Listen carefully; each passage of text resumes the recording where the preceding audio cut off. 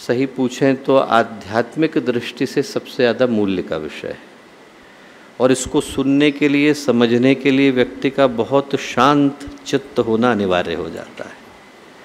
हम लोग वैज्ञानिक दृष्टि से एक शब्द का इस्तेमाल करते हैं, कहते हैं इवोल्यूशन। इवोल्यूशन का हिंदी में क्या अर्थ है? हिंदी में हम उसको कहते हैं क्रमिक विकास। और क्रमिक विकास का क्या अर्थ है? क्रमिक विकास का अर्थ है कि हर नया व्यक्ति, हर नई पीढ़ी और हर नई प्रजाति अपने साथ विकास की एक नई और नूतन संभावना को लेकर के आ रही है। आज के जो 4 और 5 साल के बच्चे हैं, वो हमसे जो एक पीढ़ी पहली थी उसकी तुलना में ज़्यादा तकनीकी दृष्टि से स्मार्ट हैं।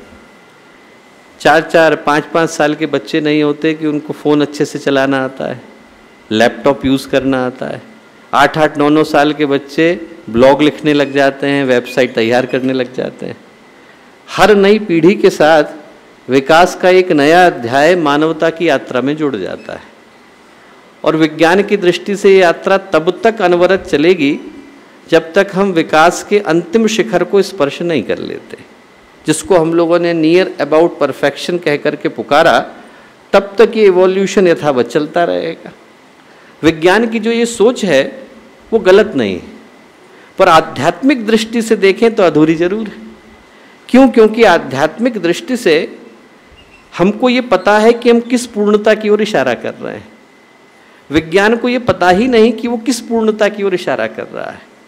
पर यदि हम लोग अध्यात्म की दृष्टि से, विशेष रूप से भारतीय अध्यात्म की दृष्टि से देखें, उपनिषदों के ऋषियों को उठा करके देखें, ज्ञान के शिखरों को, अध्यात्म के हिमालय को, भक्ति के सागरों को उठा करके देखें, तो न जाने कितना जमाना हो गया कि भारत में ज्ञान की जितनी परंपराएं हैं वो सारी की सारी पूर्णता की ओर इशारा करती हुई नजर आती हैं।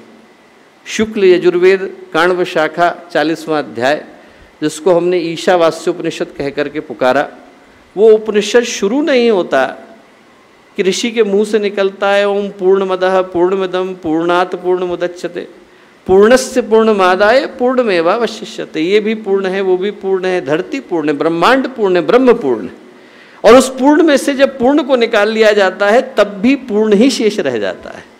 आध्यात्मिक दृष्टि से देखें तो जो मनुष्य का जीवन मिला वो सिर्फ एक उद्देश्य के लिए मिला कि ये पूर्णता की यात्रा के लिए मिला।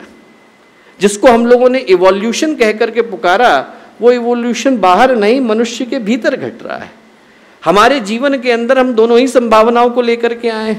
नीचे की तरफ गिर जाते हैं तो जानवर बन जाते हैं, हमारे अंदर का जानवर जाग जाता है। एक दूसरे को मारने के लिए व्यक्ति दौड़ता है, मन के अंदर हिंसा के विचार आते हैं, मन के अंदर कामुकता के विचार आते हैं, मन के अंदर लोलुपता के विचार आते हैं, दूसरे का छीनने का मन करता है, दूसरे का झपटने का मन करता है, दूसरे को दबाने का, दूसरे को हटाने का, दूसरे को परेशान करने का भाव आता है।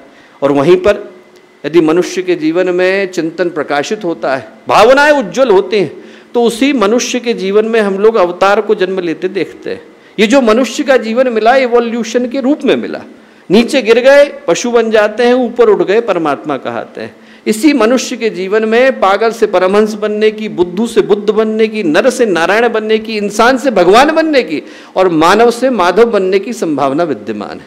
उन सारी संभावनाओं को लेकर इंसान धरती पर आया। हमारे YouTube चैनल शांति कुंज वीडियो गायत्री परिवार को सब्सक्राइब करें एवं बेल आइकन जरूर दबाएं ताकि गायत्री परिवार की विभिन्न गतिविधियों की जानकारी आपको मिलती रहे।